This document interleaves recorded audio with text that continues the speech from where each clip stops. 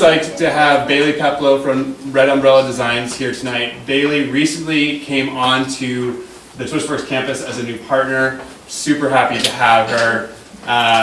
And I'm sure you'll kind of recognize some of the aesthetic and some of the design work that she's done, not only for her own product line, but she's done a lot of logos for businesses throughout the Metro. So without further ado, welcome Baylie, and thank you so much for being here. Thank you. Thanks everyone. Hi everyone.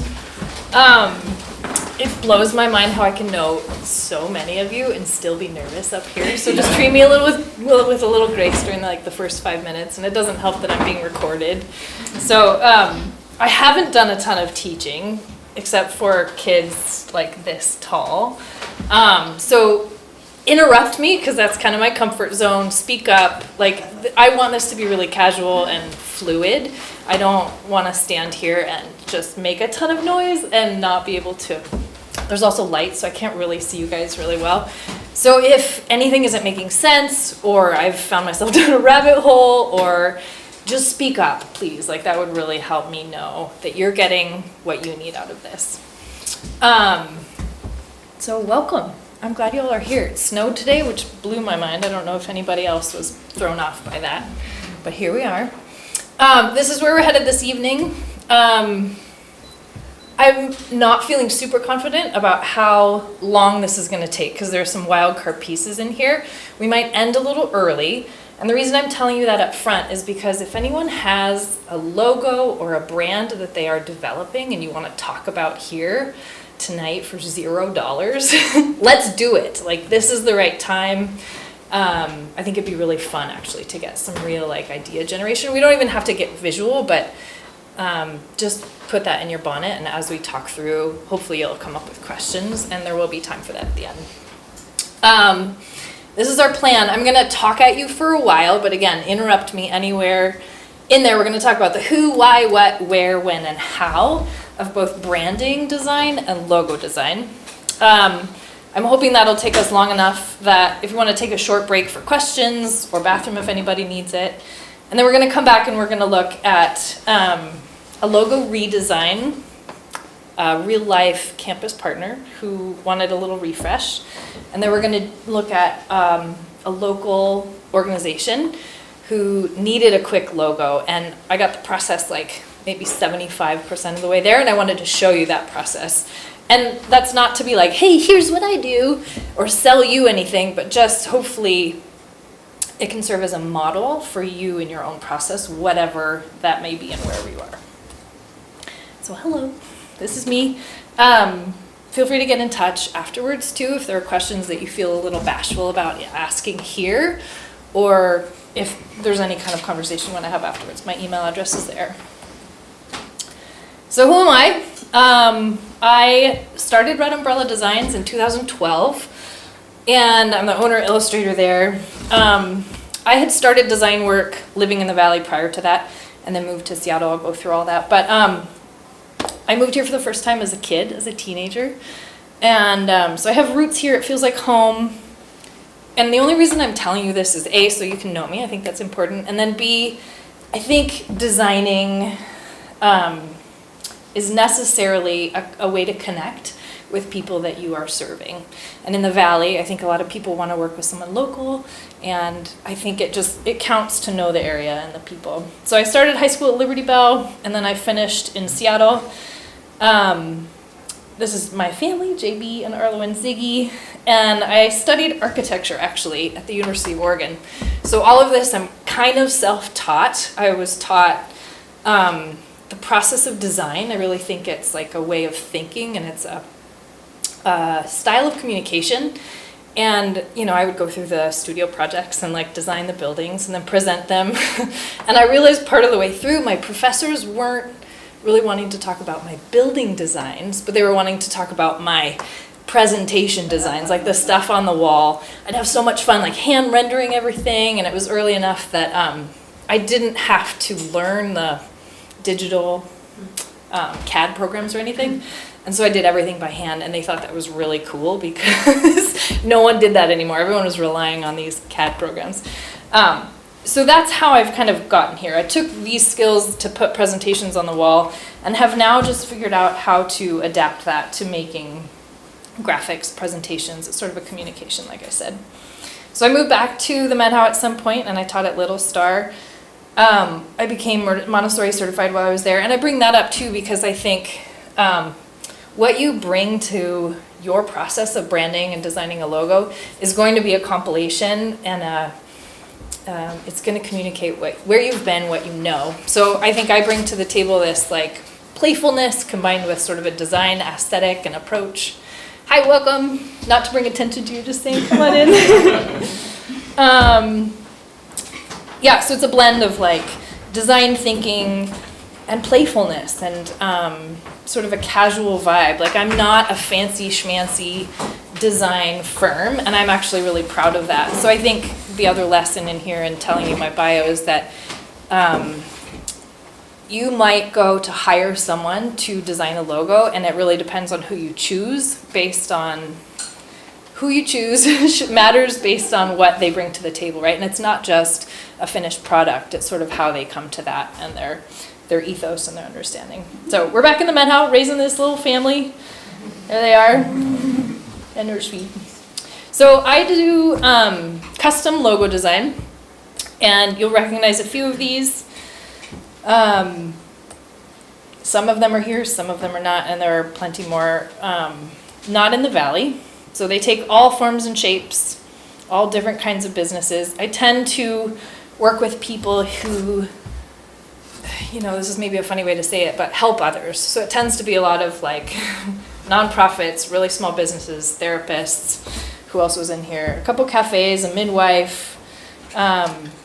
It's all over the board, but it, again, self-selects. Like what I bring to the table and what people are looking for kind of finds a synthesis. I do custom illustrations for businesses and people, commissions of whatever, pet portraits, collaborations. This is a brand new one. I do product design. I make illustrated products that are all nature inspired, and I sell those retail and wholesale. And more recently, I've been offering adult art classes and kids art summer camps. And I'm here on the TwispWorks campus, as Patrick said. So I moved in just a couple months ago, and I'm still getting settled in. So stop on by. I have a little retail space set up, and really excited to be getting integrated into the community here, reintegrated. So I want to know who's in the room. And I'm not going to put anybody on the spot if you're shy. I'm not going to force anyone to speak up. But I'd really love to know, like, what businesses are here. What kind of business do you run? What brought you here tonight? What are you hoping to get out of the evening? So let's start there. Who's here? Feel free to share your name, what you do.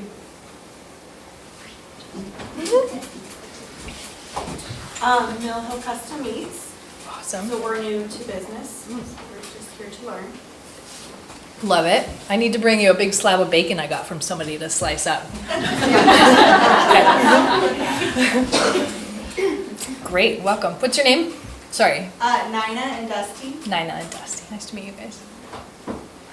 My name is Sarah Gilman. I'm a writer and illustrator and editor, mostly for magazines, and I'm here because I also sell prints on Etsy, and my logo is strange and old, and I'm interested in how one does logos, because sometimes people ask me to design them too, and I find the process terrifying. You can send me your logo projects, and I'll send you writing projects. If you guys haven't checked out Sarah's work, you really should. It's stunning. She's really, really talented. Anybody Grace else? Ashford, I'm a metalsmith.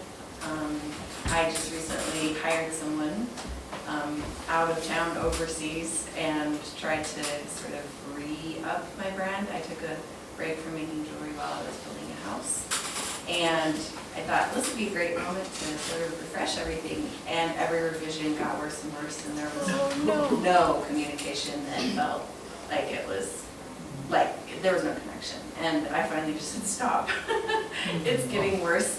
I would rather go with like some handwritten thing one of my kids did on the back of a napkin than continue this process. It was just so demoralizing because I thought I got, you know, lots of good words that would give clues as to what I make, who I am, what I'm looking for. Yeah. And that's when I realized I feel like I need to actually, like you were saying, have someone local who actually is aware of the surroundings. A lot of those are things that inspire my work.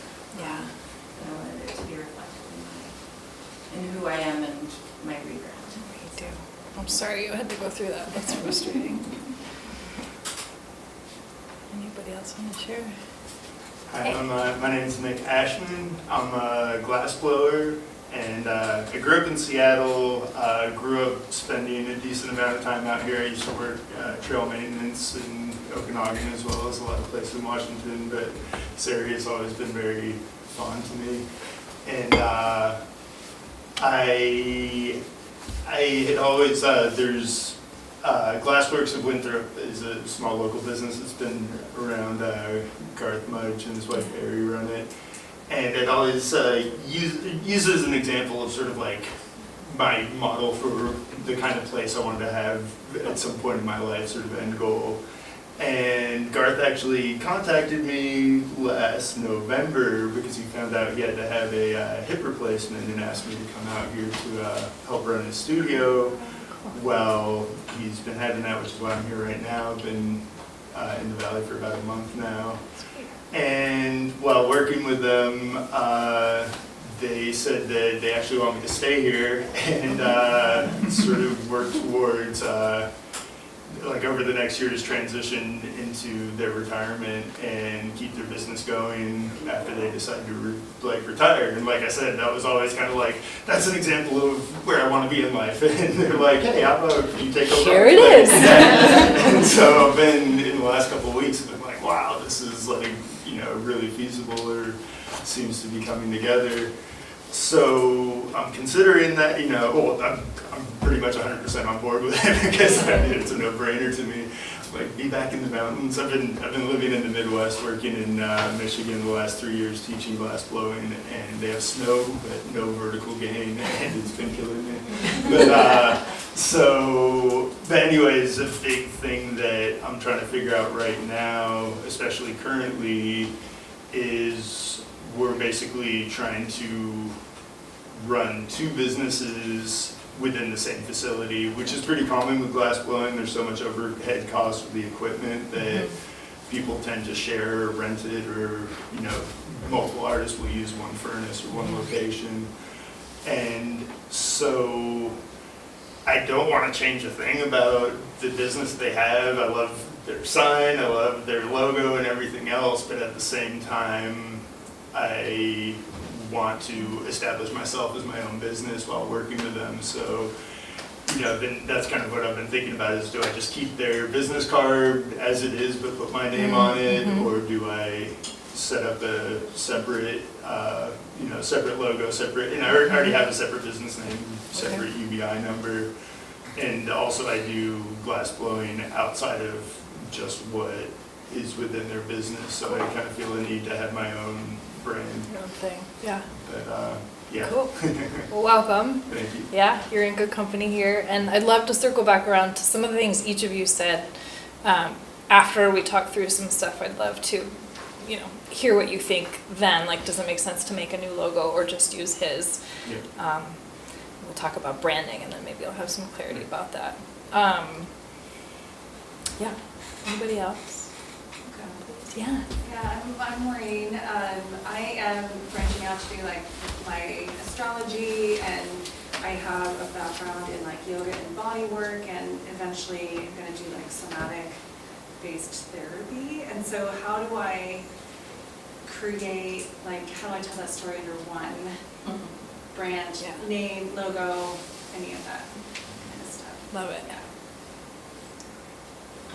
Hey. I'm Margaret Kingston, and I am just starting MK Oil Paintings. I'm an oil painter, and I kind of registered as a business and really don't know what I'm getting into and don't have a logo, so just starting.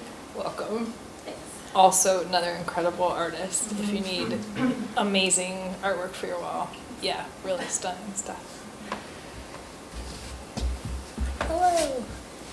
I'm Savannah, and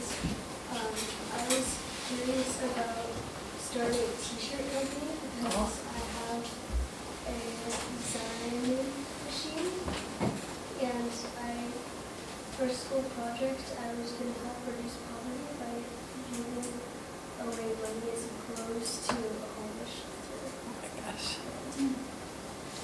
Instantly award for biggest heart in the room, in addition to being our youngest entrepreneur. So, Savannah, I'm glad you're here. Please speak up if you have questions, okay? Especially you. Yeah, glad you're here. Anybody else? Yeah, he's. My name's Scott Peters. Last year I started my own one-man sauna building business. It's just been word of mouth so far, custom saunas in people's backyards. I don't have a brand, I just have a business, so I'm wondering where to go next. I got you.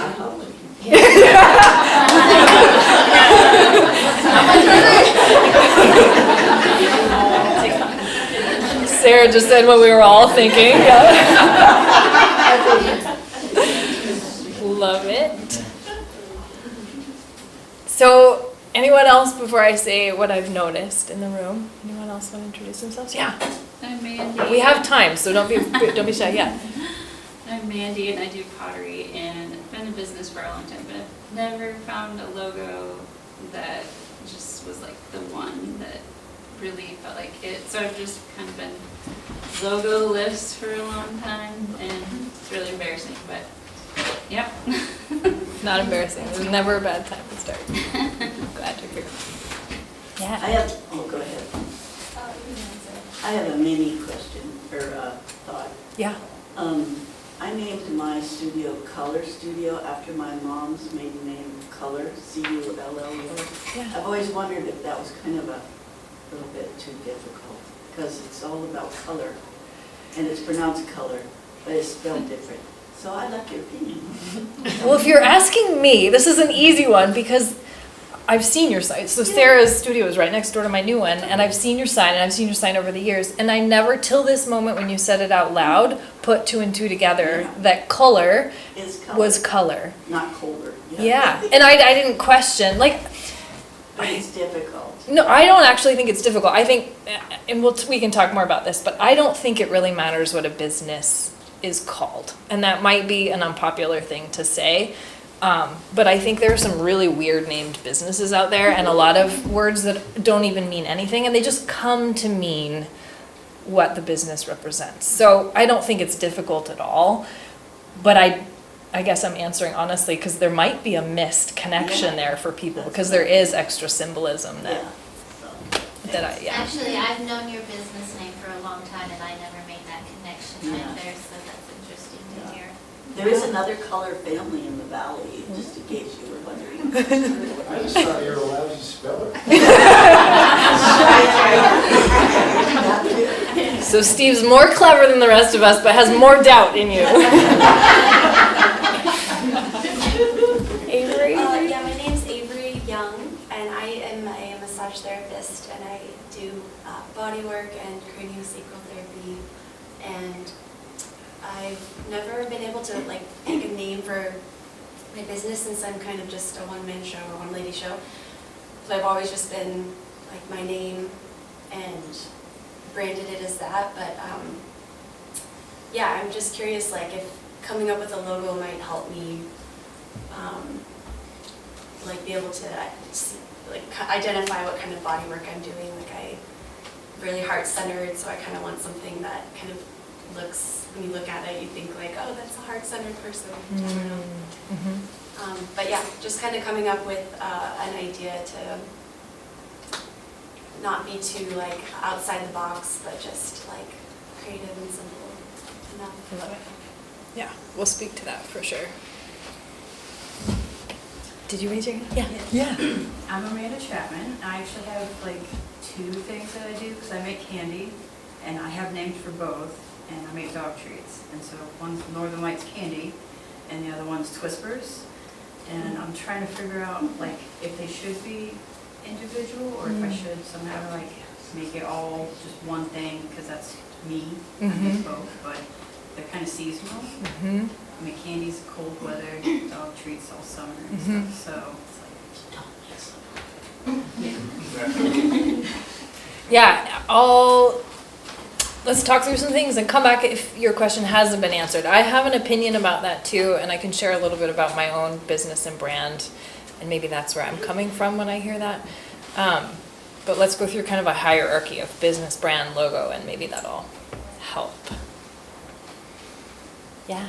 For something different, I don't have my own thing. I'm Jack McLeod.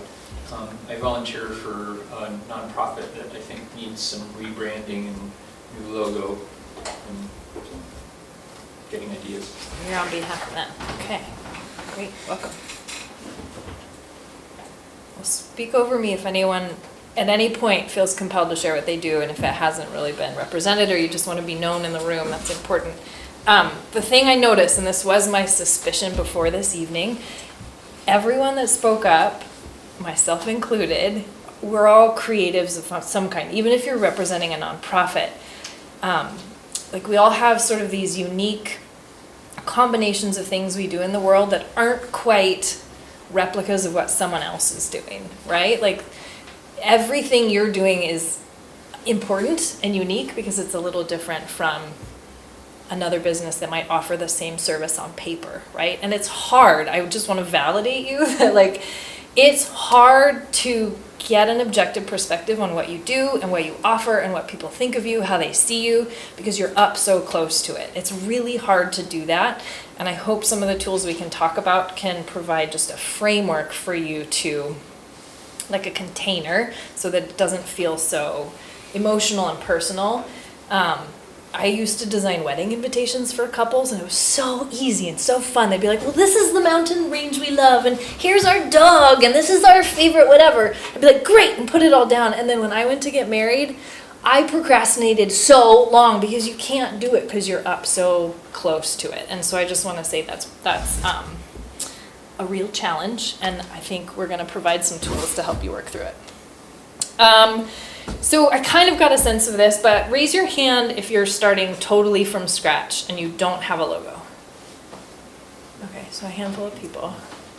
Great, you can put your hands down. Raise your hand if you have a logo you just feel like maybe needs a little updating or refresh. Okay, so we're kind of half and half split. Both, actually. Both. Listen one ear and the other ear. Are there any questions that didn't get brought up in your introduction? Like anything that when you walk out of here tonight, you're going to say, that was worth it because I really have this burning thing I need to know.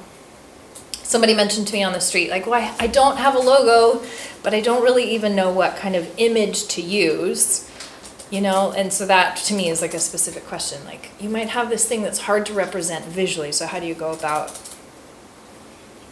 finding that thing? You spoke to that too a little bit, and we'll cover that. But anything else like that? Nick, right? Yeah. You go first. We'll make Patrick wait. One other thing that's like a focus for me right now is, and was specifically requested of me, is sort of like an artist bio type, beyond just a logo, kind of something to represent myself. And cool. Done that a number of times in my life, and I always it kind of like you were just saying, it's like I never feel like I'm quite getting it right, or sometimes I'll be like, so I was born on September 7th, and whatever, I'm like, too much information, I need to keep it simple, and like, what's important and what's not. Okay, all of this will inform that. We'll talk about branding, and I really do believe that some of the things you do with branding inform everything you put out into the world, including a bio, and bios are so hard to write. I think ask your best friend. Ask somebody who knows you well, and then you can change it to first person wording. Any hurdles that you're really stuck up against? I know this feels like a long intro, but it's going to help us. I've never tried, so I haven't even given this a try, but we've joked about like hipster logo generator that has like all the classic cliches, and like I don't want to go down that road of like, I don't know, canoe, arrow, mountain, like, I don't know, there's like a thing. And the 2-word naming, like, Mutt mocks you, whatever. Yeah, so you feel like it's hard to easily generate something that isn't super predictable, maybe? You've seen it a bunch. Yeah, I don't know. Yeah, we'll speak to that. And I also hope, like an objective for mine tonight is that you feel fully prepared to go out and make a logo, a good, decent, solid logo on your own, if that's what you want, or to hire somebody. And that doesn't have to be me. It can be anyone. Like the 2 routes you kind of need to be prepared for, and I hope to give you that information tonight. So we're gonna go through the questions. Why? Why does branding matter? Studies have found that consistent branding can increase revenue up to 23%. Sounds good. We're all on board for that, right? The human brain can process visuals 60,000 times quicker than text. I resonate with that. I don't know if you guys do. 60,000 times is a lot. Just 94% of consumers consider a logo crucial in recognizing a brand. 60% of consumers avoid brands with logos that they find unappealing, attractive, or unfamiliar. And I think that's sort of a universal thing, right? You like walk into the grocery store, and if there's two products that could be really equivalent, the one that sort of is like not exciting, you're gonna skip it even if you pay more for the other one. 86% of consumers indicate that a brand's originality is a critical factor in their decision to support it. Sounds good, right? Good justification. Okay, so we're gonna do a little quiz. This is really fast. Most of you have something to write with. If not, maybe pull out your phone, take notes. This is totally honor system, and I don't even care. You can all win. I'm gonna show you 10 logos, and they are stripped of their business name, and then I'll show you the full logo. If you get 5 or more right in identifying who the logo is by, I have a prize I'll pass around. Okay, ready? Let me know if I'm going too slow or too fast with the original one. I'm gonna count to 10, we'll see how it is. Ready?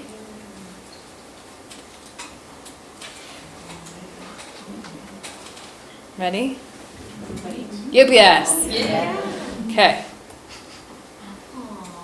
The moms will know. Ready? Sesame Street. Okay. Probably fairly easy. They're gonna get harder, I think. Don't shout it out. But we'll. Okay, now you can shout it out. Okay.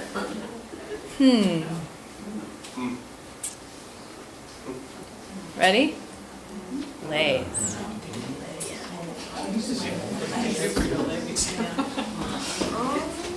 My husband guessed totally wrong on this one. FYI, I'll throw him under the bus for that one. So see if you get it. Ready for the reveal? Levi's. Strangely similar to the Fisher-Price logo, which is what he guessed. If you've been to California, you probably know this one. That's a big clue. Yeah, that was a big hint. It was really big. See, I want everybody to win, though. I'm not trying to win it out.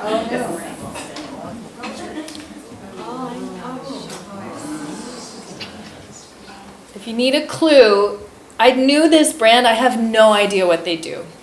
Don't know what the business is for. But what a powerful logo, right? Like, I don't even know where I've seen it, but I knew that it was Cisco. Okay, ready?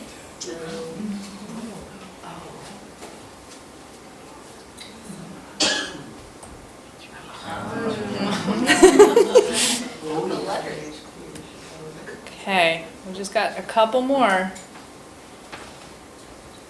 You ready for the reveal on this one? Okay, this is the last one.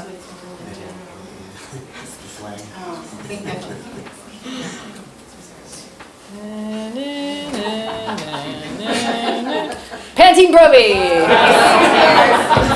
Alright, if you got 5 or more, raise your hand. Correct.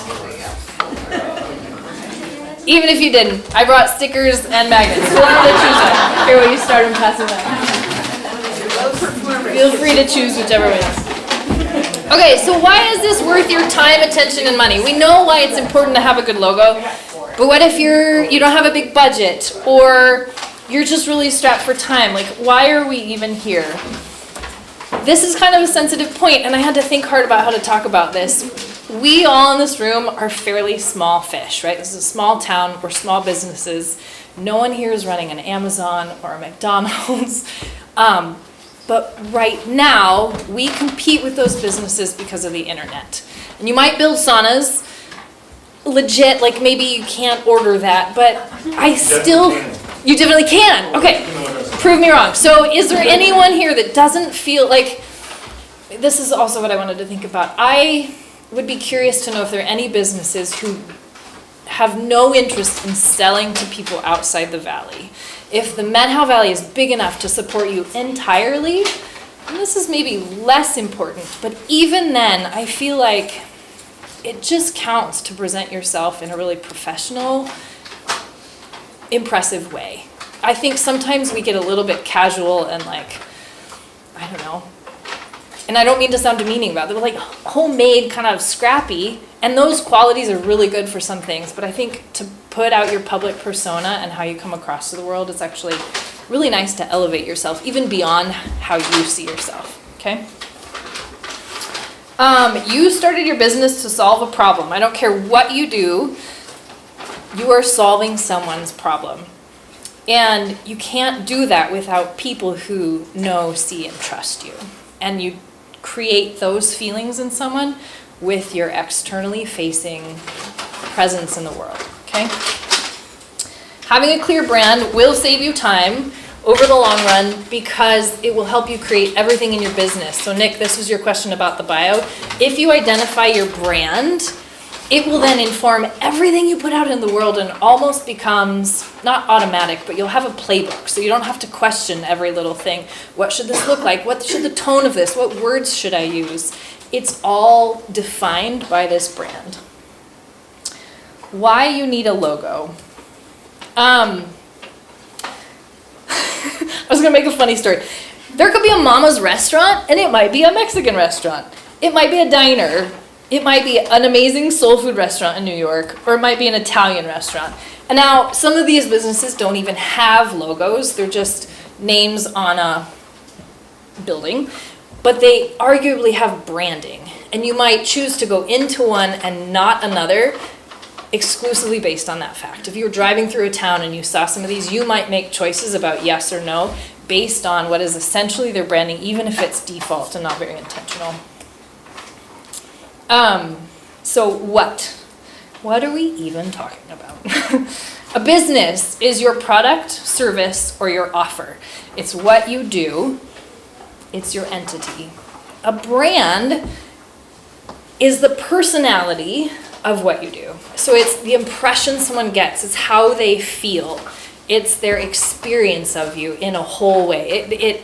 It happens through your product, service, and offer, but it might also happen through a lot of peripheral things, okay? Your logo is one tiny piece of how you represent your brand, okay? So I am a graphic designer and I design logos. I'm not a brand designer. If I was, I'd be making way better money than I am. That's like a whole other thing, which is awesome and fun. And if you need a whole brand design, let me know. But they're just different scales. A logo is this one tiny little part of how you show your brand.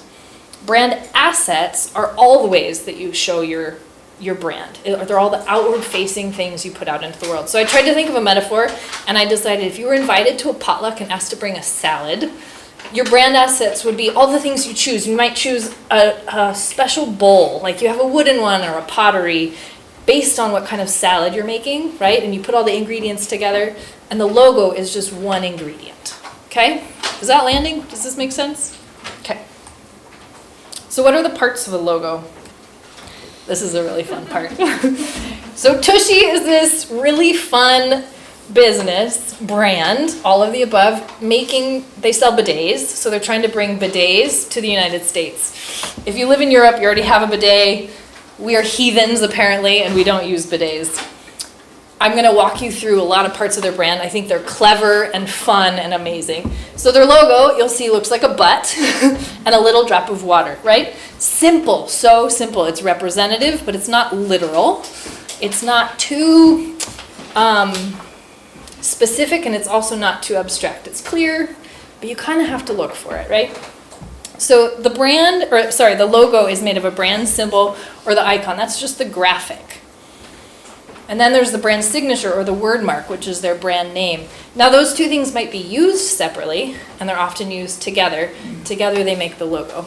Arguably, a logo could be just a word. It could be just your business name, which is a really good option if you're doing it yourself and you feel a little intimidated. Like you can choose a font that represents your business and your brand. Let's just stop there for a second. Those are the parts, okay? The brand signature and the brand symbol. So I want to talk for a second about what makes a good logo. And there are I think a few, not too many, just criteria across the board. Excuse me. So it should be relatable. I think a logo shouldn't tell someone about, let me say this. I think a brand's logo shouldn't tell a customer about what the brand does, but I think the logo should tell a customer something about the customer. So if I buy a Tushy bidet, I am buying a Tushy bidet over a different bidet because I resonate with the brand for some reason. I'm making that choice because it tells me something about me and my style and my home and my choices and all these things. Okay, so your logo shouldn't be descriptive of what you do, but it should be more descriptive of who your customer is and what they're looking for. Does that make sense? Differentiation. This is kind of an obvious one, but it should be different enough from your competitor's logo that you stand out. Clarity. It should be elegant, clean, and simple. I've had clients come to me and be like, we want a mountain scene with a river and a road and 5 mountains and a sun and a moon and the dog playing in the lawn. And I'm like, okay, this is a custom piece of artwork, not a logo, right? It's got to be really simple because the size is important. So logos should read clearly when they're shrunk to the size of a postage stamp, and they should be able to be blown up to billboard size. There's something else I was going to say. Oh, I already spoke to it. Like it should be, Avery, when you said you want people to know that you're heart-centered, look, you could do something that's representative of your heart or something, but I think it's always a little more effective and clever to communicate that through the feeling rather than the actual literal object that you're making, right? Show, don't tell. So now we've talked a little bit about logo. Are there any questions first? I take a sip of water. Any confusion? Cool. What's a brand? So this was the image showing when you walked in, and I changed it to match my branding. So if you walk in my little shop now, or if you walked in my old shop in Winthrop, you'd see a lot of wood and a lot of white. I'm Red Umbrella Designs. I have pops of red on my, whatever, my materials that are my branding. I like things to be a little handmade and organic and friendly. They're very warm, pretty casual, but simple. Like almost kind of Scandinavian is sometimes what I'm going for, but like hand-drawn. This was the same, this is how I made the slide. So that was the template I started with. It's the same layout, same stuff. That's branded, that's not, okay? So now back to Tushy. I just wanted to show you their branding materials. One, because I think they'll make you laugh. And two, it's just, they've done such a good job of taking a brand that makes a bidet, and they make poop jokes till the cows come home. I don't know, can you guys see what it says? I don't need to read it out loud, right? Come for the discount, stay for the butt jokes. And their button says, sign my ass up. Okay, it's not just subscribe. There's a section on their website where they just provide funny videos for you to watch while you sit on the toilet. Cool shit to watch on the toilet. Excuse my language. And so it infuses every part of what they put out in the world is the point of this. It's on their website, it's in their logo, it's in everything they do, including their social media posts. This was during the pandemic. Remember when people like the grocery stores were empty of toilet paper? They took that and they represented their brand authentically to seize the moment and tell customers who they are. It's casual too, right? Like they've created a brand vocabulary of words that they use and ways they speak.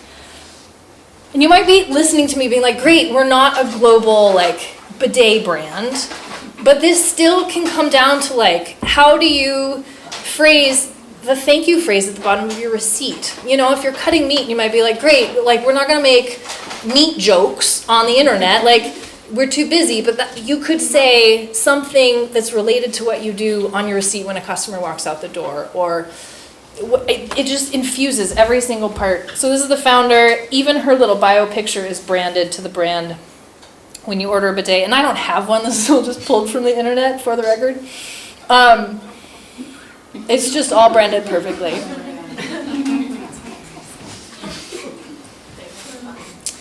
I am not convinced they actually wear uniforms, but if you were a business that had uniforms, your branding should even infuse that. So their shirts say, ask me about my you-know-what.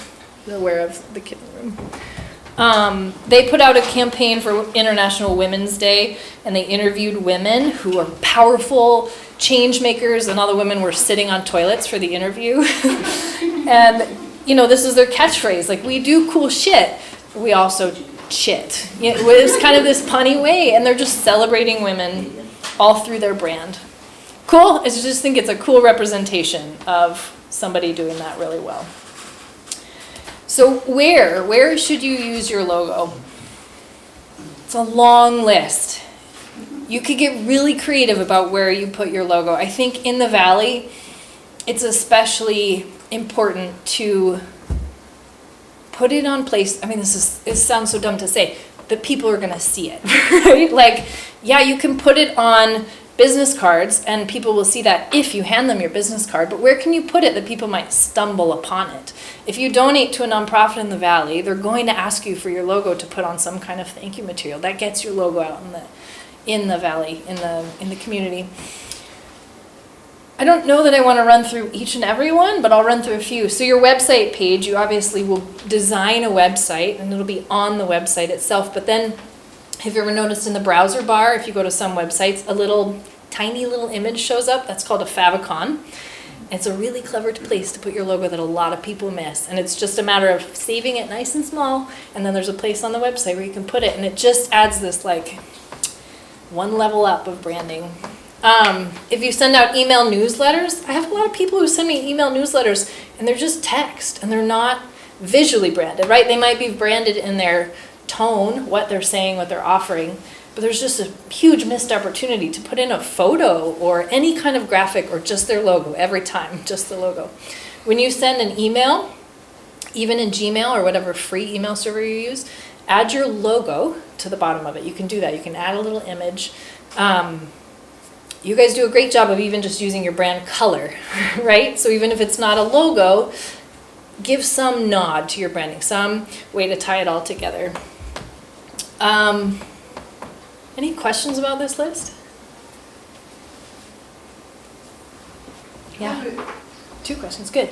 I have a question about what I noticed about your business card logo, and the red umbrella. And so I was a little confused and wanted to ask you why you chose to name your business Red Umbrella. How does that connect to design and all that? It's a really good question. I was living in Seattle when I started Red Umbrella Designs, and the ethos I wanted to strike. So when I started, I hand cut little wooden blocks and had drawings that I would stick on them by hand. I borrowed a friend's table saw, and they were like rotating kids' toys, and then I'd put the decals on and beeswax. They were playful. It was very small. I was making like playful, joyful objects, and I had no idea where it would go. I made it was a lot of kids stuff, so it felt very, like I said, joyful and playful. And I was living in Seattle, and I thought, gosh, if I'm in this city of like gray sidewalks and buildings and gray skies, I want something that's like bright and optimistic and stands out from the crowd. And Red Umbrella Designs is what I thought of, and that's what I chose. If I had it to do again, I would choose something very different. And I've considered changing it a number of times, but we'll talk about rebranding in a minute, and I'll speak to that a little bit more. You'll see me now use my logo with like a white outline, and it's not even red, and I think it's me feeling a little angsty with it and trying to get creative and sort of evolve it. Because it makes sense once I explain it. I think there's a logical reason why I chose Red Umbrella Designs, but no one knows what it is. And in some ways I feel like it's sort of a bummer, right? Like I design logos for other people. I could do so much of a better job.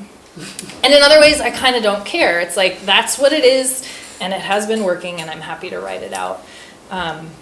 I have a business coach that I've worked with, and she's talked me off the ledge a number of times from rebranding. She's like, why is Google called Google? Why? Like, there's just these ridiculous words that become normalized. We just associate those things with what they're doing, and after a while, it just becomes harder and harder to roll it over. But I'll say more when we talk about rebranding. Did you have a question? I was going to ask, should you always have like a black and white version and color version, or or just, yeah, I guess I struggle with that. Yeah, thing. I mean, I think there's no always answer, right? Like whatever works for you is great. I do think there have been a lot of studies that have shown having a colorful logo just is way more visible, but there are instances where you're gonna need a single color logo. If you're putting it on a t-shirt and it's getting screen printed, it's awesome to print in one color, and it's really expensive to print in like 3 or 4. So when I design logos, I will start with the shape and the composition to make sure that it's solid and it looks good in just one logo, and then play with a color palette and add it in. So the answer is you probably want both, but if there's some reason to just do one or the other, you can get by. I think there are plenty of monochrome logos that are strong. Other questions? That was the only where question I could think of with logos. Where to put your logo. When. So when does a business need a logo? Always. And I know that sounds a little cheeky, and maybe in your mind you're like, oh, well, I don't know. Okay, so when does a business not need a logo? I'm happy to go there too. So a logo in my mind is sort of a waste of your energy and the space it's going to take up if there's no reason for it, if there's no strategy behind it. And I don't mean to sound judgy when I say that, but it's going to say something about you. So like if I had known where my business would have gone, I could have put more thought into it and it would be way more impactful now.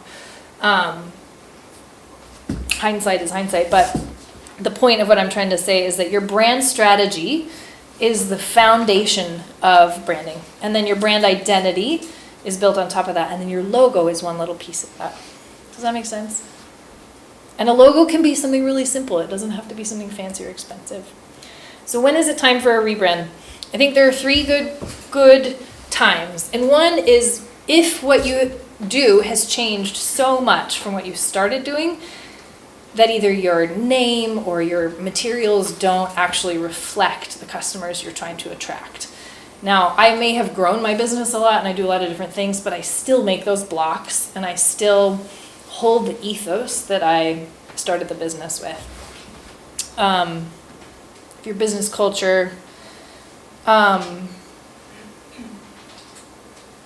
if you buy a business or if you're merging businesses, Nick, I'm kind of thinking of you, like if there's a change in ownership, if you buy someone else's gig, like that might be a really good opportunity to sort of reinfuse what people know about the business. Trends change. So number 2, you should maintain visibility and relevance. And your logo exists in a whole world of other things going out there, and trends and styles change and people's preferences change. So if you start to feel like your logo is just sort of outdated or dated, it kind of shows a time period in which it was created and you feel like it's not relevant, that's another good opportunity. And then establish trust and loyalty. So I had an example for maintain visibility and relevance. Doesn't matter. If you want to establish trust and loyalty, maybe you named your business something. There's a goddess named Isis, right? And there was a clothing company for a while named Isis. And then Isis took on a very different meaning. And that company rebranded quicker than you could think, right? So that's a really good example. Like there might be some really personal significance, but it might land in a way that you didn't anticipate, you didn't know about, or they came out of nowhere. Questions? And I guess I said I'd speak more. I haven't changed my branding because my brand hasn't changed. I want my logo to change and I want my business name to change. But I can't just do that, right? Like what am I trying to say? I think it would be sort of superficial to change that without marking some evolution that was important. Does that make sense? It's like starting over. It would be like starting over. And maybe someday I'll do that. And then it would be really fun, even if I had some of the same products or offerings. Yeah. The other thing I should say, was it Gray? No, Amanda, you spoke to this. So in my business, I do custom designs and I also do products. There are these branches to the logo, and have separate branding identities for those, even though they're under the same logo. And that gets a little complicated because you might want some flexibility in how you talk about candy versus dog treats, right? There might be a totally separate vocabulary. And maybe you make a conscious choice to blend them together, and then that actually informs how you talk about them. It's candy for the humans, it's candy for the dogs, right? Like they're, just to do it intentionally and know that there's a vocabulary that goes along with either option. So how much does a logo cost? So I want you all to walk out of this room feeling prepared to do it yourself. We're giving you some criteria on what a good logo is, how to do it. The only investment in doing this is your time, which isn't nothing, it's important.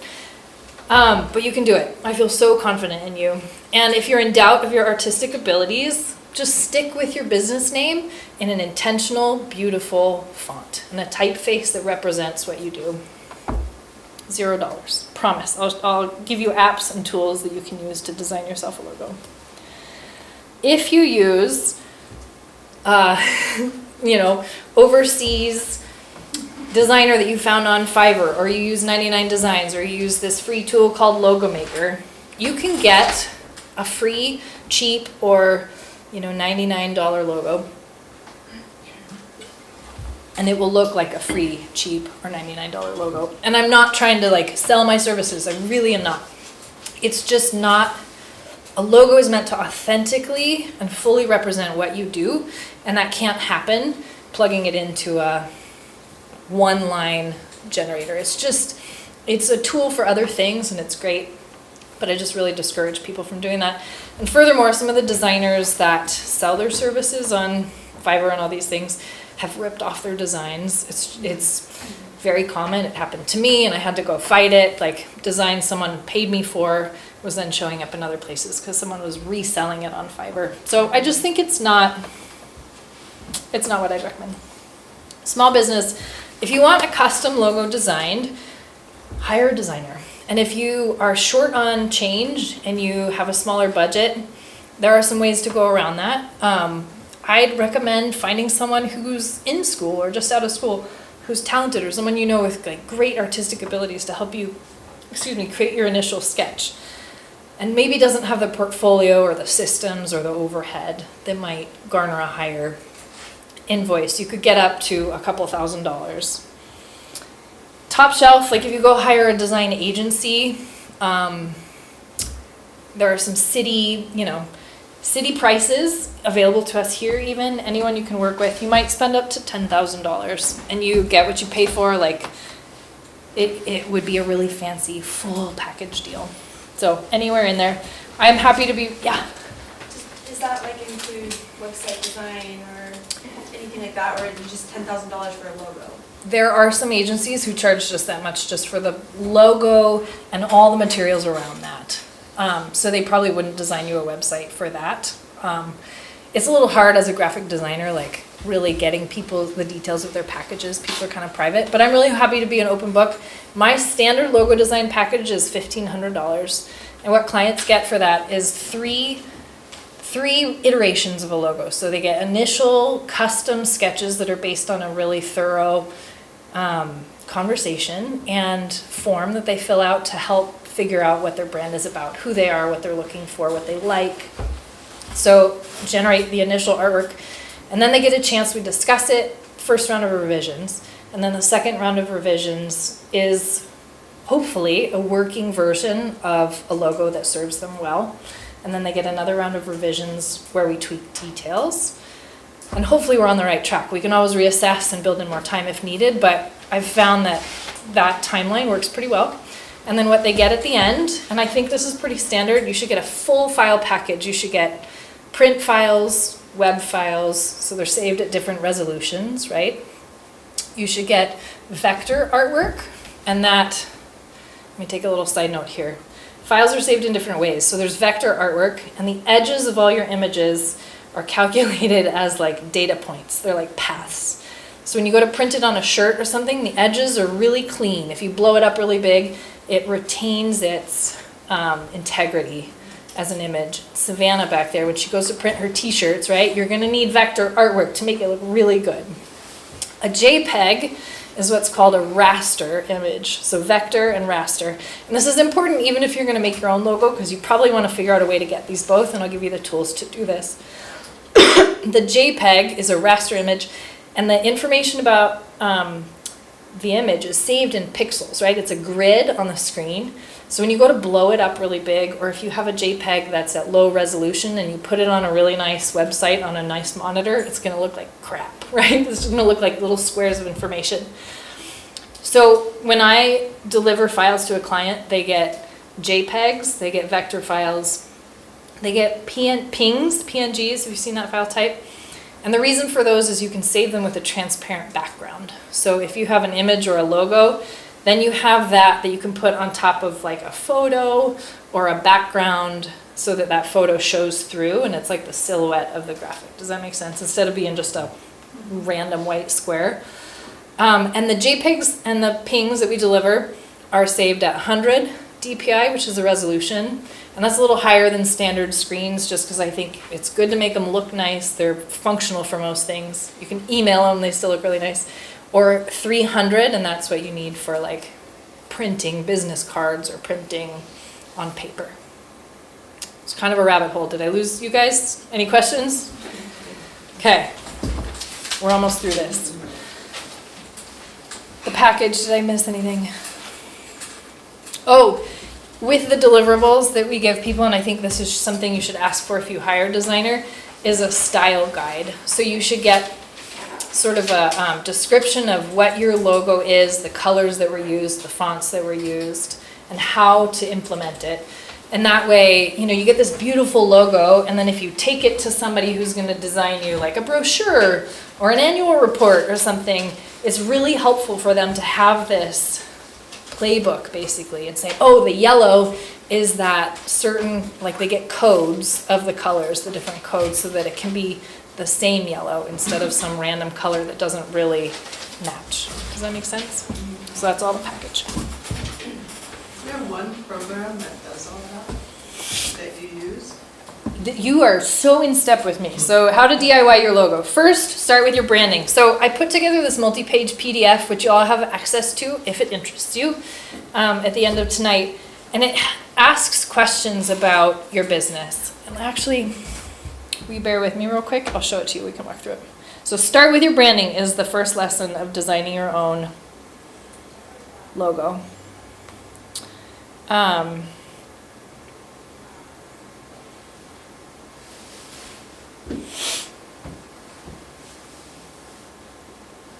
So your brand needs to be informed with why you do what you do. It's not just what you do, because it doesn't make it's not very informative to say, I design houses, I design saunas. What kind of saunas and where are they and who might get one? What kind of houses, like what budget are you working with and what materials and like why might I come your way if I need those things? Or like, I'm an athlete, I need a massage, I don't want you feeling into me, I just want you to work my muscles, right? Like that is a very kind of different massage than maybe heart-centered and like a more, I'm not going to use the right words, but a more healing experience.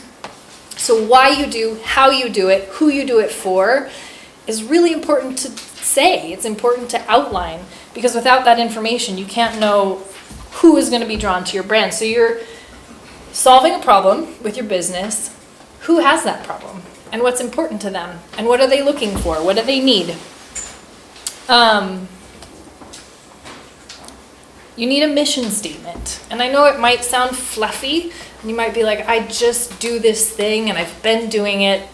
Or like, I don't know, people buy my product or my service and they don't care about why I do. But it's not about them. Like you're not writing the mission statement for other people, you're writing it for yourself. So mission statement is what you do, by how you do it, for who you do it for, in order to what value you provide.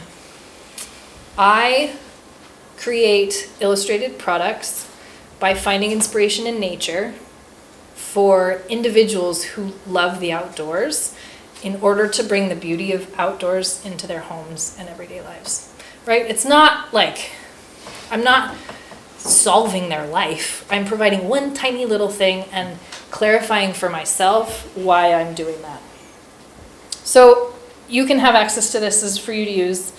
It just helps tease out some of what's behind the outer surface of your business. It's kind of fun to identify a personal or a customer persona. Get really specific. It's really easy to be like, well, I serve everyone. Well, maybe, like, a vegetarian's not gonna probably go into a meat cutting store, right? So you refine it as much as you can, that's all I'm saying. If you get so specific, and you can even think of one person in your customer database or in your life who you feel like represents your customer. Describe them, like literally. How old are they? What kind of shoes do they wear? What magazine might you see on their coffee table? What clothing brands do they purchase, and where do they buy those? Are they shopping online? Do they go to the senior center? Are they driving to Wenatchee to buy everything they need? Like, drill down, because it's really helpful, because that information, this whole picture is your brand. And then once you have that, you don't have to think about all the other things you do. Methow Valley News has an ad deadline. I have 15 minutes to create an ad. Great, I have my logo I made. I know the words to use, and I can format it. Done. It saves you so much time and effort. What are your customers' goals? Challenges? It works its way down through the whole business. Can I ask a quick question? Yeah, please jump in. What do you do when sometimes I make different products that appeal to very different people, and kind of like conflicting, and it comes to the point where I find I have to like compartmentalize things, and I'm like, okay, if that's on the shelf, someone else is gonna walk out the door, and and that's, I've had times where I've had like multiple businesses go, like, I make Christmas ornaments for grandmothers a lot of the time, and also years ago I used to make like glass pipes for people, and it's like, okay, if a grandmother comes in for a Christmas present and she sees a pipe on the table, she's going to turn around and walk away. So and I just want to blow glass, like, I don't want to give people what they want, but how do you separate those things, or I guess it's kind of the same as like the dog treats and candy, where is it, if you try to appeal to everybody, are you offending everybody at the same time? So I don't think you should try to sell your products to everybody. Like, I just think that's ineffective as a strategy. It's not specific enough. But to answer your question, I think there are two strategies. And one I would recommend for Amanda. Like, she has two products, and they're so different. They serve different customers, totally. And again, you might consciously choose to weave them together, and that could be a totally valid approach. But what you're talking about, I think what I would answer that with is that a brand could represent your business, and your business might have sub-brands. So what I think about is like Frito-Lay is a business, and it has its brand, but it makes products, and each of those products has its own brand, right? So like Doritos isn't a business, it's a brand, and it appeals to a certain group of people. And that same company, I don't even know who makes, it might be Frito-Lay, makes Doritos, might make some like popcorn that's marketed towards people who really value their sort of fitness and health and clean hands, whereas Doritos, they're gonna have a very different market and messaging for who and where and why someone might buy that bag of chips. Does that help? Yeah. So I think it fits under the same umbrella brand, but you might have two different personas that you describe, and then that informs where you sell them, how you market them, how you display them, how you package them, all those things, right? Okay, so if you're DIYing your logo, any other questions before I move on? Add another thought on his. Yeah. Can you represent, what you do is glass, essentially? Could you somehow represent custom glass in some way without a specific shape, and people can dream whatever they would want out of glass, and you can do it for them? Yeah, definitely. Well, it's even things like within like a gallery space, like one example of recently been doing memorial things with people's cremation remains. And I've seen some people be like, oh, what is this? And they're like, oh, I don't want to touch that. Like, you get really uncomfortable. And it's like, okay, maybe I should like have these like in a separate, place. But it's also something that's like very meaningful to me, and I really like doing with people. So it's like, okay, do I just have like a little sign on the side, like this is an option, or, yeah, it's like how much those things overlap. And so your branding is going to inform all of that, right? Like you identify your branding, and hopefully this is useful to everyone. And then that might inform what the sign says in the store that conveys to someone, hey, this is a particular kind of product that you might be interested in, or you might not. Or it might be on your website. There might be a way to really sort of gracefully, subtly indicate or invite someone to explore it more if they're interested and steer clear if they're not, right? It can create those forks in the road, but it will follow your business's branding. So create a visual concept. This might be the hardest part, and I would recommend that you not go with the first idea that comes to your head and just run with it. Come up with 3 concepts. 3 is a really good round number because it's easy. It's not too many, you don't get overwhelmed with options, but it's, it's not just one or the other of 2. There's 3, so it kind of lets you pair them to consider them, and one will rise to the top. I would really encourage you at this step to show whatever you generate in this step to people you know. And you'll be surprised that their feedback is totally different sometimes from what you thought, or what you thought was going to be the best option. And they might say things that you're like, well, actually, that just confirms that that option is not what I wanted. You might hear them say, well, I like this one best, and your gut and your brain both are like, they're off base. And then your job is to go back to the drawing board and figure out how to refine the option you feel like is the right one to communicate what you need it to communicate. Does that make sense? So 3 is just use tools that are available. This is an incredible time to have resources at your fingertips that are free. So Canva, if you haven't used it before, is going to put me out of my job. Not really, because I think I can do a better job. But Canva is design software that's totally free, and you can make kind of anything you want. It's all template generated, so you start with a foundation, but you can even import your own images and then use those to create logos. Now, I have the Adobe suite, so I don't do a lot of I don't do logo design in there, but I know someone who imported a sketch and then turned that into a logo all in Canva, so I do know it's possible. You can start with blank canvases and make your own things, or you can use it to make all your business materials that you put out there once you have your logo. Procreate, if you have an iPad with a stylus or a drawing pen. Again, I use the Adobe suite because I have it and I pay for it, but Procreate's really affordable.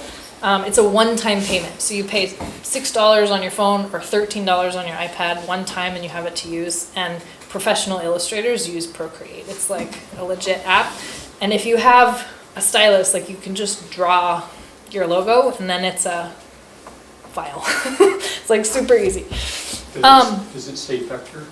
Well, so that's the next item on this list. I don't know. I know in my version of Procreate, which is called Adobe Fresco, you can create vector artwork, and then I take that and I import it into Illustrator to finalize the artwork. I assume Procreate can do the same thing. I'd be really surprised if it doesn't.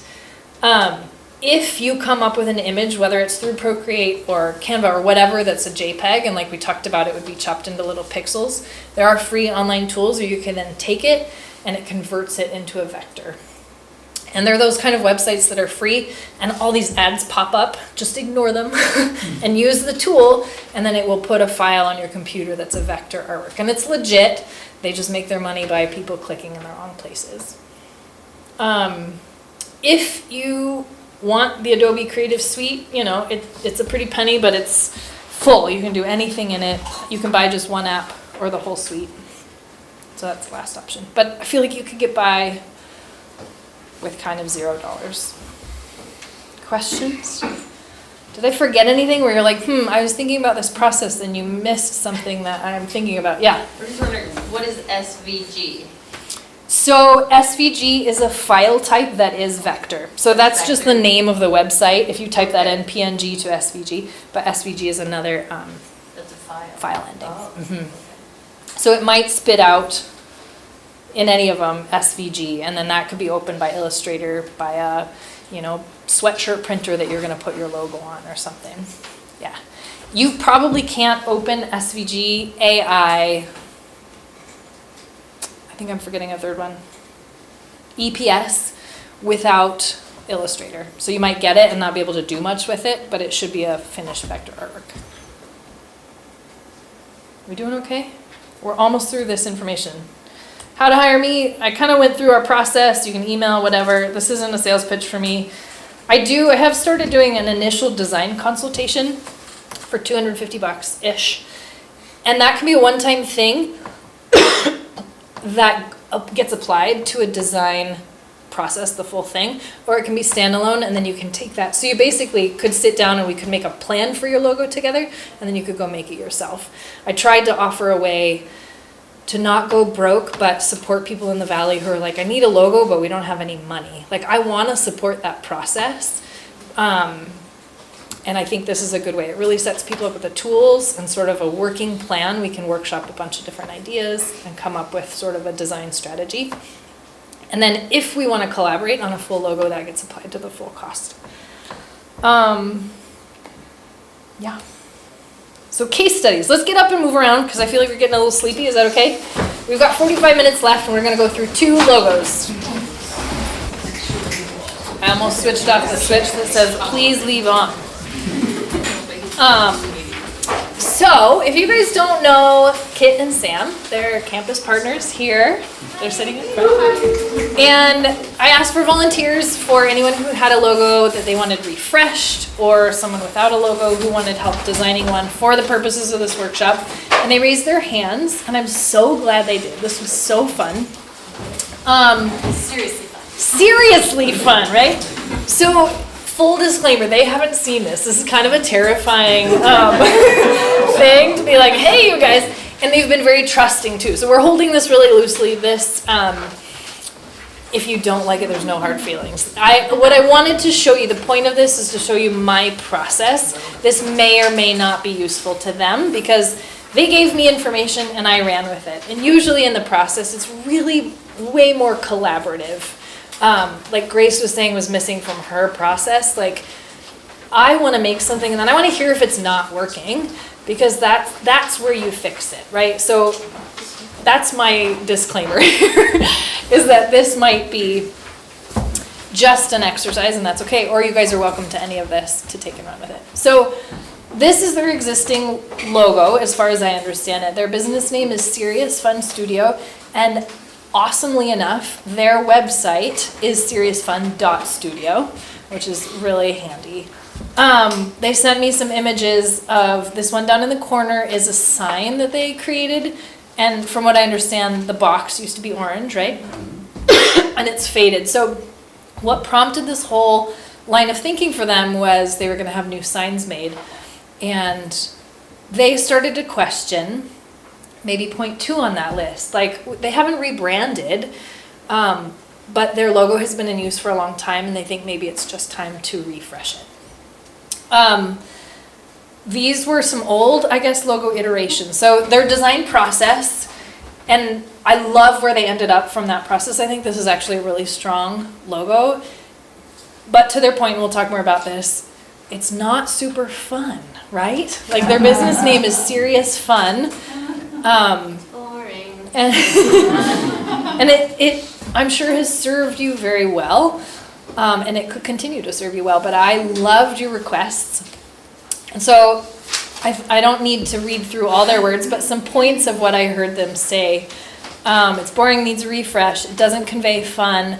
They asked for no literal pictures, which I think is fair. They do like the orange color. I asked them about that. Do you like the orange color or do you want to move beyond it? And I loved their response. They're like, no, stick with it. And it makes sense. They have an orange stove in their studio, and they're very inspired by the Eames designers, who are mid-century modern architects. And there's a lot of the orange color that they've used for their branding that shows up in materials and Eames designs. I'll show you some things here. So keeping the orange, Charles Eames famously said to take your pleasure seriously. They wanted something that would capture the spirit of pleasure that we take and get to create when working on a project, and also what they create for other people. People appreciate the levity. So often architecture and design can seem like inaccessible luxury. We're not about that. Everyone deserves access to good design. So in reading this, I had a lot of thoughts, and I'll show you what they are, but I distilled this to some objectives. So one, we're keeping the orange. We're going to keep it simple, but add some fun and levity. Update the logo without really rebranding, because I didn't anywhere in there hear them say, well, we've really started to serve clients that weren't a part of our customer base before, or we used to do this and now we're doing that. They just said, we feel like we've maybe outgrown the logo itself.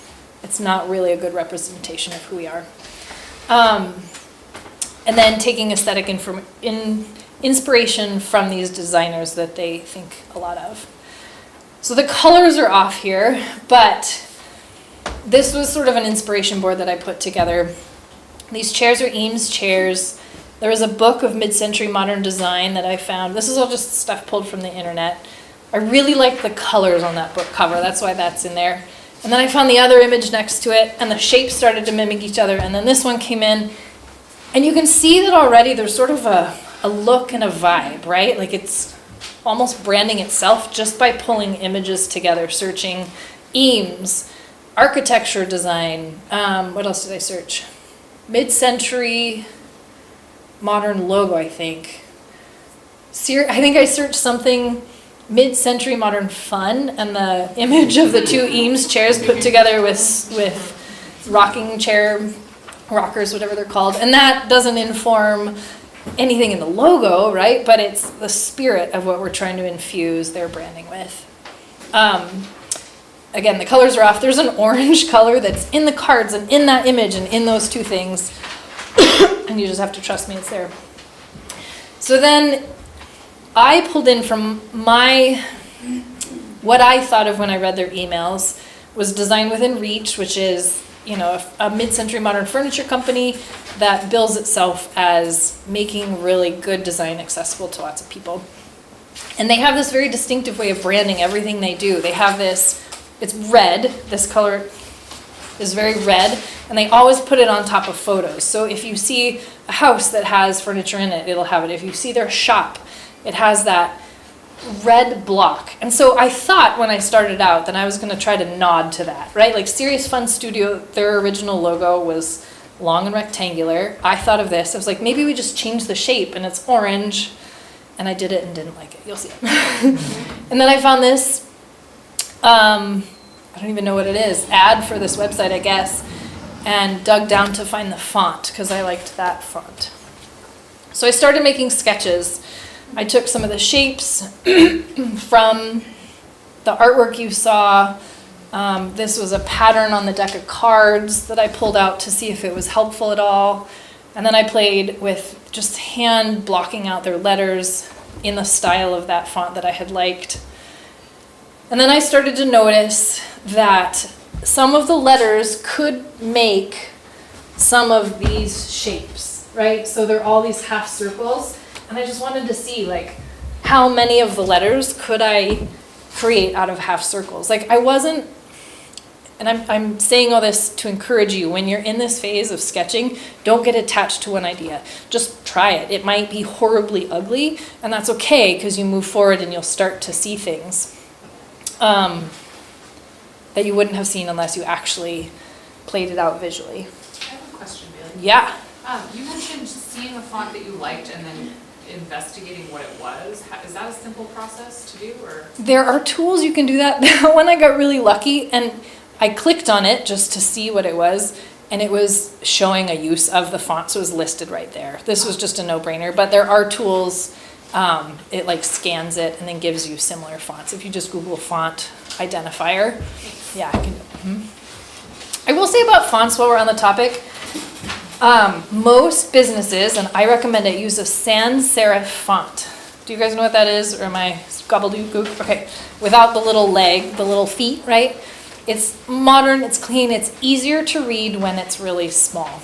So that's the main point. You might want something more classic or more bookish, and so you might choose something with serifs, but the statistic is something like 85% of logos use sans serif fonts, and there's a reason for that.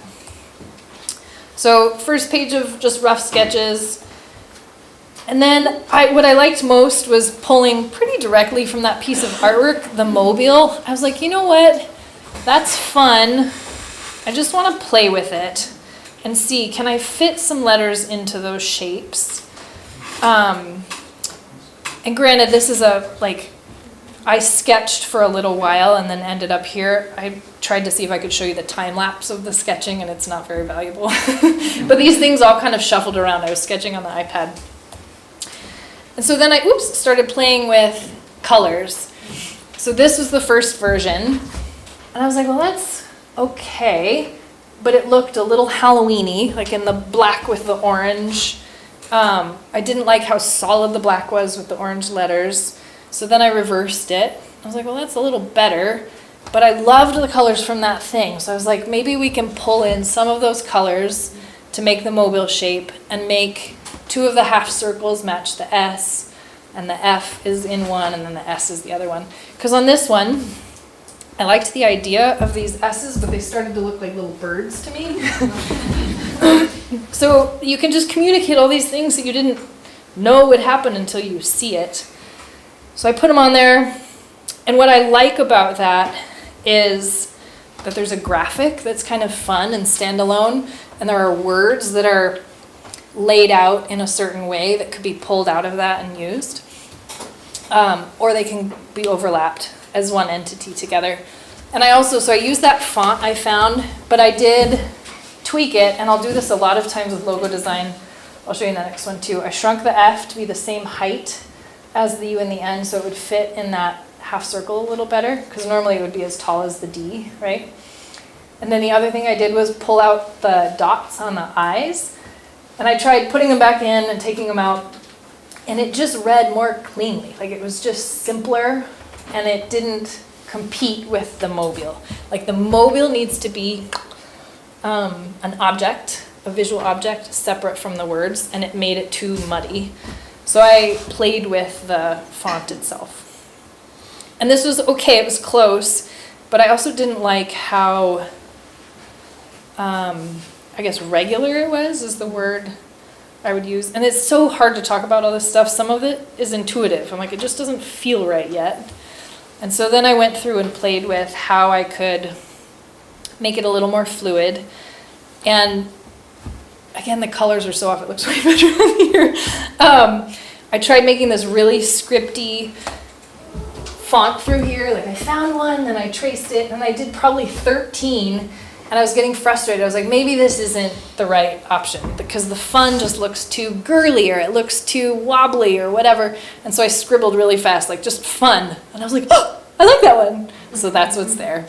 And so this is a process where, with paying clients going through the process, we would probably be, as long as that first round of sketches they had resonated with, this would be revision 2, where they would be like, well, you pulled out the turquoise. See how there was turquoise behind the F? I actually want the turquoise on the pink, and we like that font, but I don't like how it gets skinnier here, or, good try, but can we try something different for the fun? Or we don't like scripty at all. Could we actually try the same font but outlined?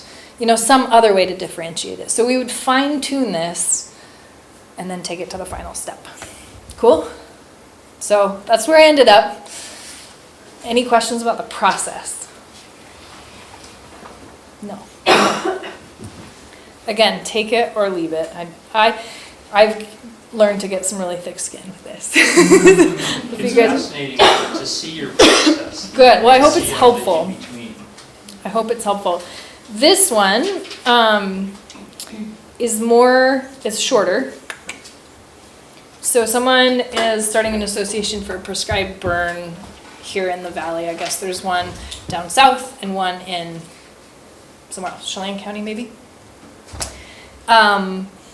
So they had some first stabs at a free logo that somebody had made for them that they didn't like. There was one that they liked better than the other two. And he kind of had a vision. He said their logo would maybe be stacked text with a simply lined flame somewhere in the typeset. They'd prefer to use the entire name, no acronym. This is another clarifying thing. Your logo should show your business name as you want people to know it. It's not a legal thing. So it's just how you want to represent your business.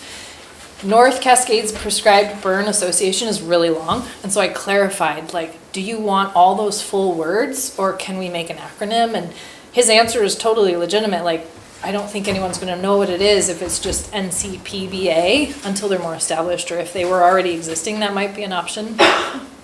So we're going with the whole thing. So the takeaways here are to professionalize the organization. There's a website that's been built for statewide prescribed burn associations, and right now there's sort of just this placeholder with like the business name. So as information is getting out there, they're really trying to elevate sort of the professionalism or the standing of this, and they want to inspire trust from interested parties, right? Like prescribed burns, I think, have pretty obvious like questions and doubts that people might experience or bring. And so I think a main objective needs to be, it's got to be something kind of legitimate, clean. It can't be playful or casual, or I'll show you fonts and we'll talk more about that. He also said a lot of prescribed burn associations go the route of a shield shape, like firefighters or fire departments. And he wanted to stay away from that. And I think that's smart to kind of stand out and differentiate a little bit. So these were the 3 that they had made on Canva. He liked the top one the best, and I do as well, I agree. His request, and the problem with that, was that North Cascades was so big, and the Prescribed Burn Association is tiny. And so again, think about that shrunk to a tiny little icon in like a brochure or something. You're gonna lose. It's gonna be North Cascades something with a branch. It could be anything, right? So it's good, it's helpful though, right? It's helpful to see the style. It's a little more clean. It's a little more, it's a little simpler. So these are other logos on the website, showcasing prescribed burn associations around the state. So it's just good competitor, even though they're not competitors, it's good to see what else is out there. And this is what I came up with. This was a pretty quick, like I don't have complex sketches that evolved because the request was so specific and the name is pretty confining. So what I did play with, and again, I have this time lapse, but it goes too fast to be helpful. And if this is useful to you, if you have multiple words in your name, visually, you want your logo to become one thing. So North Cascades needs to stand out from Prescribed Burn Association. So I had to find 2 fonts that looked good together, but didn't look the same. And then the length of the word prescribed, and the length of the word burn, and the length of the word association were kind of complicated. There's not a great way, like if you combine prescribed and burn on one line, it's way longer than association. And the fact that association starts with the letters ASS makes it kind of complicated to really like enlarge, or I thought of moving it over or putting the flame on here, and you can't make that stand out. Otherwise, that's all your brain sees. Also, it's obvious to see if you link burn association together, it's way longer. If you put them 3 stacked, this one's so much shorter that the shape of the whole logo gets funky, and then it's not an object. So if I'm being really honest, I don't love this. Like this doesn't feel like a final step to me, but I think I would take this back to the client and have their input influence the next step. And I think there are constraints. It's so many words, and font is really important. Like I said, like it can't be flippant or funny or casual, because of the nature of the organization. And so there were some that were like, you don't want to use a handwriting font or a, kind of crayon one. You're limited. I wouldn't use a crayon font in a logo anyway. Don't do it. But this is a logo that's solid and will serve them well if they wanted to use it like this. I feel proud and fine if this is what they choose to use and it goes out in the world. And you could all in this room make this without a doubt. The flame was a piece of clip art just to get inspiration for the shape, to know how to make a simple flame really read as a flame. But I tweaked it to really match the shape of the O so that it would be coming off the O. So it's not like I just plugged in the clip art. I put it behind and then I traced over it to make it meet my needs. So the clip art was like way out here and it was a little different. And so I just made it really conform to the edges of that. Questions? Okay, so I think in some ways it's easier to start with a blank slate if you have no logo. And in some ways it's harder because that concept doesn't exist yet. Redesigning a logo is challenging because you have something to break out from. So there's like a lot of things you can't touch, but it's easier because you have a stepping stone to start from and you know kind of, point A in order to get to point B. So those are the two case studies. And right now, I'd love to just open it up for questions. It's 7:15. This was set to end at 7:30. So we can use 15 minutes or we can, if I've talked to you too much, we can call it. Patrick. Sorry, Baylie, can I just mention that we are going to be sending out the slideshow and the prompt book by email. If you RSVP'd for the class, I have your email. If you did not RSVP for the class, just go ahead and write your email down on this sheet if you want those resources. Thank you. Yeah, and if that falls through the cracks, somehow email me and we can make that happen too. Or if there are other resources that you need or are curious about, let me know. I'm happy to give people a leg up. I have a question. Yeah. So when you were talking about 2 different fonts, I was curious how you made that decision to split it up like that rather than just one font. Just because it's so many words. Okay. North Cascades Prescribed Burn Association, and we're all living here really used to seeing North Cascades. There are a lot of businesses and organizations that have that.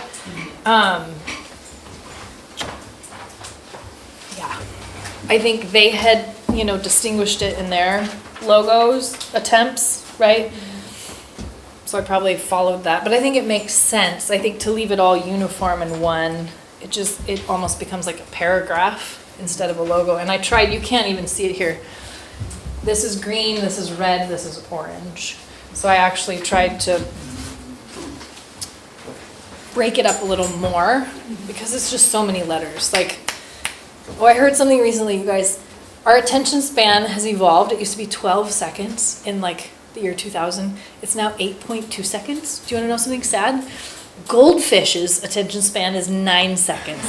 We have been surpassed by goldfish who can pay attention to an object or something interesting longer than we can. And the reason I say that is because this isn't even it's not an Instagram post, right? It's a logo that might be on an Instagram post. So you have to get people's attention really quick and make sure that whatever you're trying to communicate is milliseconds. Bite-sized pieces of information. Yeah. Thanks, you guys. Thank you for being here. Thank you.